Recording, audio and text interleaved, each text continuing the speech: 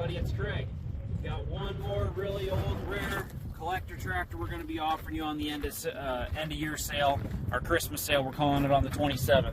This is a John Deere 60. It's the narrow front. As you can see, guys, this one's had a lot of work done as well. Tin work is in very good shape. The paint is beautiful.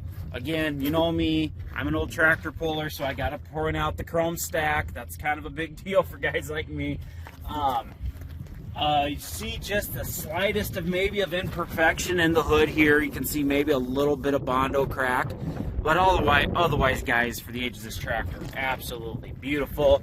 Big upgrade. You've got the Balin power steering, which is really nice. All you guys that grew up without power steering, when they came out with this, it was kind of the cat's ass. That was the best thing you could have. All around, again, guys, really beautiful tractor. A lot of work done to it. Brand new skins on the back. You can see all the nipples on the tires.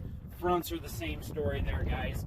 We're going to fire it up, kind of show you, turn it around and everything, get you some pictures on the other side.